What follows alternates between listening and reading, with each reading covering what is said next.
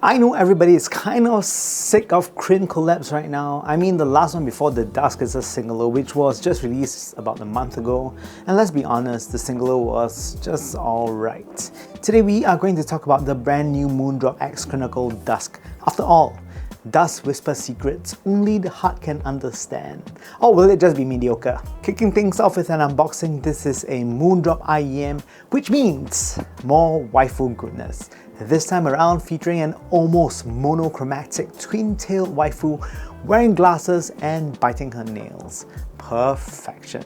Also on this corner of the box, mine was actually signed by Crin himself, but my sweaty hands kind of smudged it. Whoops. The back of the sleeve shows the curves of the Dusk as well as mentioning the drivers that is used. Removing the sleeve, you get a white box, and opening that, you see the chassis themselves. Moondrop has provided a rather nice leather case as well. Inside are two cables, one Type-C DSP cable while the other is a rather basic 3.5mm 2-pin cable. The Moondrop spring tips are also provided as well. I'm not a fan of them as they perform depending on how large your nozzle of the IEM is. If the nozzle is slightly smaller, the seal on the spring tip can be a little bit weak, but I am happy to say that they work fine on the Dusk, but they reduce bass somewhat. An airplane adapter is also extremely appreciated, as I really hate the times where I'm on a flight and I cannot use my IEMs on the flight as the in-flight entertainment system is just using some strange dual 3.5mm port thing, and if you plug your earphone in you get like sound on one side. Not my thing.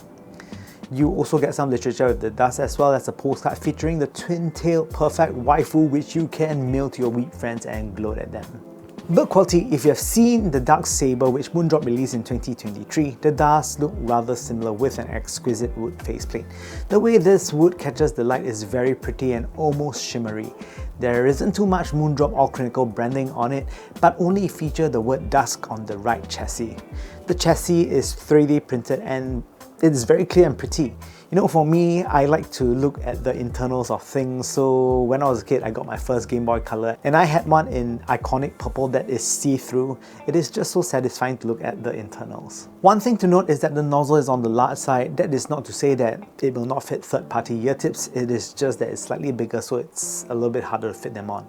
Inside the chassis of the Dusk are 6 drivers, 2 dynamic drivers, 2 balance armatures and 2 planar and 2 microplanar. It's quite refreshing to see the integration of microplanar drivers in a hybrid design. The 2 dynamic drivers are 10mm in size and are arranged horizontally opposed, which allows it to be more dynamic. The usage of 2 microplanar drivers for the treble frequencies is quite refreshing as well as it allows for a new tonal color which in the past was often done by balance armatures.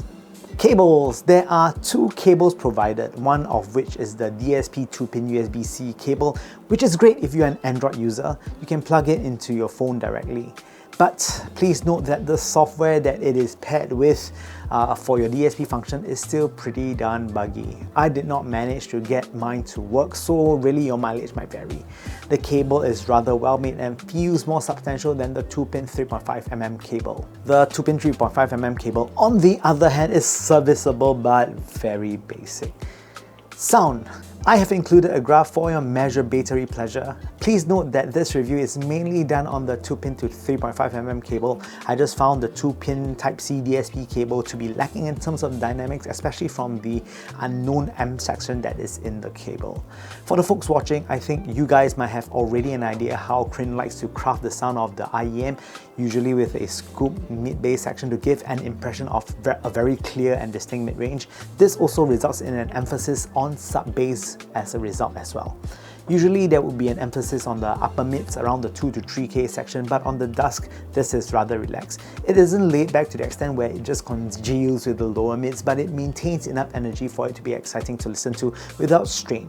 I think this is largely due to how the newer microplanar tweeters are able to provide resolution without the need to increase the volume, which allows for more details to be done in a more relaxed manner. The Dusk is a play on the popular natural warm signature with a suppressed 2 to 3K Hz frequency band and a scooped out mid-bass. Bass, based on the Dusk, is as you might have expected to be more sub-bass dominant while mid-bass has been reduced. This sometimes causes the IEMs to be not as dynamic, as most dynamics are carried by the mid-bass, as it is just harder to reproduce such versatile dynamics on the sub-bass frequencies. I'm quite pleased to say that the Dusk is able to reproduce sub-bass sufficiently enough in terms of quantity and quality, which allows for the Dusk to be dynamic sounding, even though there is a lack of mid-bass.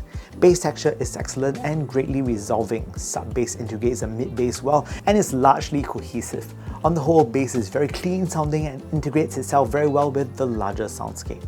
Mids, these days it is quite popular to have the 2K, 3K peaks to be a bit extended, but the mids on the Dusk isn't so. There is no need to raise that section to create a sense of clarity, as the quality and cohesion of the drivers used is excellent.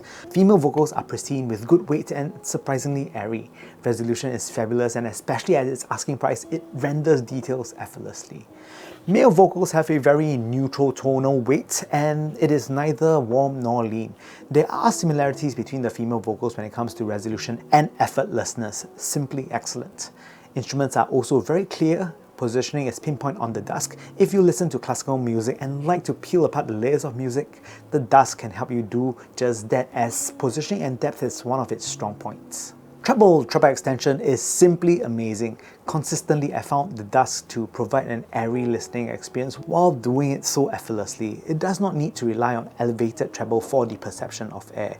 Tone here is also very well controlled, as I don't find the sibilant suspects such as crashes and cymbals to be rough. It is all very crisp yet smooth in character. Soundstage. When it comes to width and height, the Dusk is a dynamic pair of earphones, and this gives it its wide perception of width and height. I found that it sounds very expansive and was very enjoyable to listen to. Depth and positioning. Again, its clean, effortless and smooth character lends for a earphone with great depth and strong positioning experience. Next up, comparisons. Firstly, versus the Tangzu Nezha. Now, the Tangzu Nezha takes a very different approach compared to the Dusk. Putting things out there, the Dusk out-resolves the Nezha and has better and more effortless treble extension. The Dusk features a natural tonal weight while the Nezha leans warm. I found that if you like to listen to thicker, warmer vocals, you will prefer the Nezha. The Dusk is more balanced and a overall more all-rounded option. Soundstage-wise, the Dusk is more expensive compared to the narrow-sounding Nezha. Next up, versus the Simgot EA1000. The Simgot EA1000 is a similar profile to the Dawn, but the EA1000 features an elevated 2 to 3K peak by comparison and can come across as a little bit bright sounding. I found the bass response on the EA1000 to have this very lovely resonance, which isn't as evident on the Dusk. Resolution on the EA1000 is excellent as well, but rendered in a different way compared to the Dusk. On the whole, I found the EA1000 to be more energetic compared to the Dusk. The Dusk is similar tonally to the EA1000, with the exception that the bass does not have that unique resonance like that of the EA1000. The Dusk is also more effortless in the upper mids and treble frequencies. I do find that they are different enough to justify owning both. Next, what I like and do not like about the Dusk. Firstly, I adore its effortless, natural and almost carefree nature. It delivers resolution so effortlessly and elegantly. I also rather like the case that is provided on the Dusk. It is big enough to hold the earphones and cables and whatever you want to put in it is big enough. And next, what I do not like. So I do not like the DSP cable and the app. Seriously speaking, I think it's very nice that Moondrop tries to innovate, but the app, for me at least, isn't usable. Also, the quality difference between the Type-C cable and the normal 3.5mm cable is actually very big. I would have very much preferred to have a better quality 3.5mm cable, because you get to use your very nice dongles, your DAPs, where all the dynamics can come in, but alas, it's not to be. Next, rating. Is this a blind buy, should buy, try, or give your enemies earphone? These are easily blind buy worthy. I know how some of you feel about Crinacle collabs. It's coming like an onslaught, but if there is one of them that is very well crafted, it is the Dusk. It isn't perfect, as I did not care for the USB-C cable and wish for a better 3.5mm cable, but I think for what they have done with the earphone, it is all fine because I'll just use a better cable on them anyways. Anyways, thank you guys for watching the Super Chunk Super Audio Show. I hope you enjoyed the review this week on the Moondrop Dusk. Yes, I know Crin has been racing a lot, the Singlo and now the Dusk. Singlo is alright, but I really did enjoy the Dusk. And I think for its price point, it is actually offering a lot. Thank you guys once again. If you would like to support the channel, you can kindly press the like and subscribe button down below. And if you have already done so, you are fantastic and lovely people. But if you have not, you can be fantastic and lovely people as well by pressing the like and subscribe button. With that said, I hope to see you guys soon.